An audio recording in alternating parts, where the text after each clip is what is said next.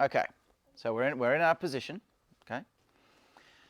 You've got to make sure, this rule applies to any training exercises you're doing. Don't let the training exercise create bad habits, okay?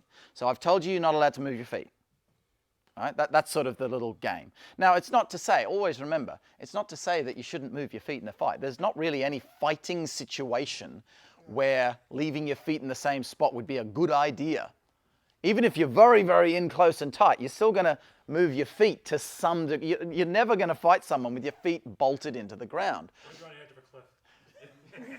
Even then, you can sort of still step sideways, can't you? You can step side. Okay, you're on the edge of a cliff and on a balance beam, I guess. But then you can still step forwards. Yeah, fair enough. No, you'd have to be literally fighting someone on two small pillars with your feet on the pillars. But then even then, you could step onto his pillar. So I can't think of, off the top of my head, any situation where you wouldn't want to move your feet. The reason we're not moving our feet is to cause you to learn certain principles, right? So if I allow you to move your feet, every time you get pushed, you'll just say, oh, look, well, that's fine. It's not going to cause you to learn something better. So ultimately, we should always move our feet. But by taking our feet out of the equation, it'll force us to learn how to get our center out of the way. So it will hone that skill. So she's trying to knock me over, and I'm going like this, I'm evading her movement. But let's say she gets me to here, right? So she's got my center, she's got me in a bad position. I'm not allowed to move my center. So you push into me.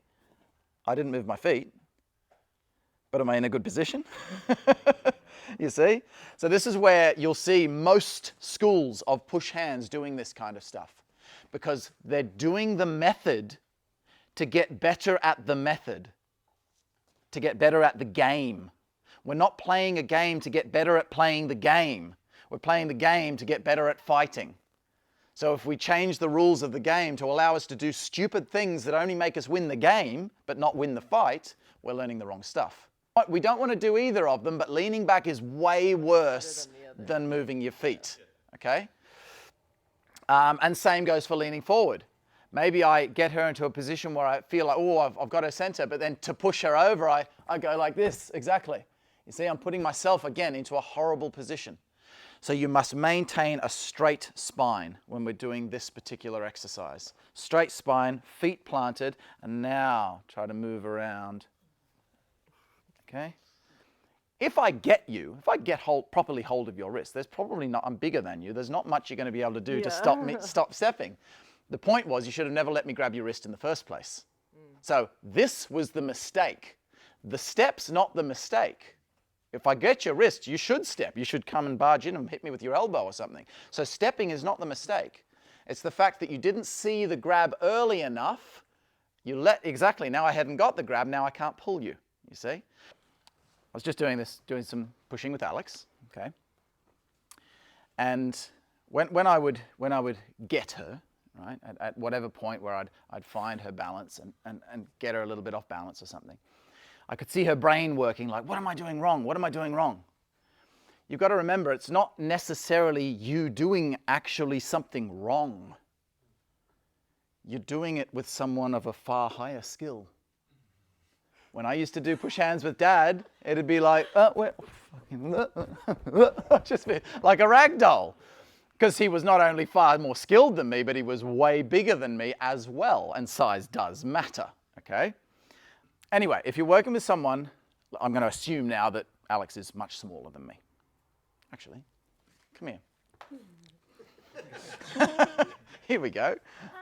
Hi, how are you? Okay, so I'm working with someone way smaller than myself now, okay? So I could just use physical force and knock her over, like with no skill whatsoever. But what am I learning from doing that? Nothing. So what I want to do is, I want to go, okay, I've got to try to destabilize her with using the smallest, there, look. See, I didn't use any force, did I? There was very gentle pressure, but I still caused her to lose her structure. So I found the right path rather than just going, I'm bigger than you, I'm just going to push you over. you see. So when you're working with someone smaller, you can get fantastic training from training with a child. If you're trying to push me over, I'm never going to use force because she can't. I'm too big, right? Oh my God. Okay, so when she's trying to push me, I've got to always go soft, because that way I'm not using any skill, any size difference against her. I'm gonna always go soft when I'm doing it. And there. See, there was no pressure there whatsoever, but I just found right into her center and caused her to like, oh, I don't know how to get out of it. So when working with someone of a big size difference, try and focus on those skills. Don't use your advantage against them.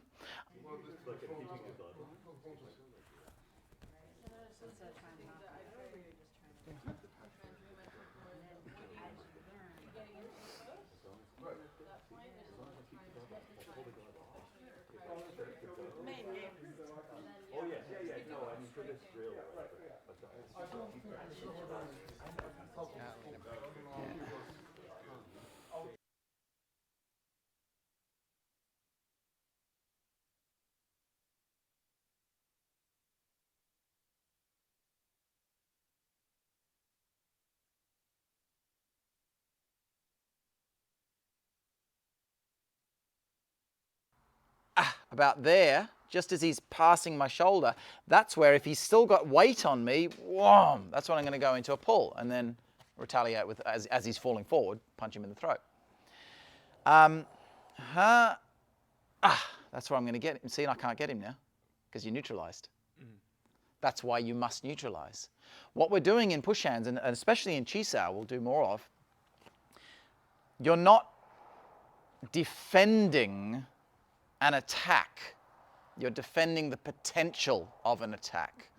So if I extend, right, and I go like that, he's going to have very much the upper hand. Every time I do that movement, he's going to pull me off balance. But now, either he's not going to get me, or if you still try to grab my hand, try and grab it so you're not. He's going to get he's going to get barged in. It says I'm in control. If you stand here, just imagine if you stand there like totally neutral. No, with your arms still up, but neutral. Not that neutral. Relax. If in this moment, I don't want to yank on his arm because he's totally neutral. If I yank on, I don't want to yank on it. And he's bigger than me as well. I feel as soon as I try to pull on that, he's going to utilize that against me and knock me over. So I'm only going to pull on someone's arm if he gives it to me. So that's another little offshoot exercise you can play with each other, by where you can literally just sit here like this. You put your hand there. And you can say, okay, if you're, how do we do this? I've forgotten. You're pushing on me. I'm absorbing. Okay? But as soon as you feel this, yeah, exactly. He's got to learn to feel, when am I going this way? When am I going this way? So he's pushing, and if he tries to pull my arm now, he's going to get hit, you see? But if he waits for me to do something silly, so he's pushing on me, he's going to have me. Attacking, defending, neutralizing. And we're both neutralizing because I feel vulnerable to the potential of you pulling my wrist down. So I'm going to neutralize. But because you feel me neutralize, you now don't have the opening to pull my arm, therefore you're not going to do it. Mm-hmm. So both attacks, both anything that could have happened has been neutralized before it happened. And that's why we just keep pushing.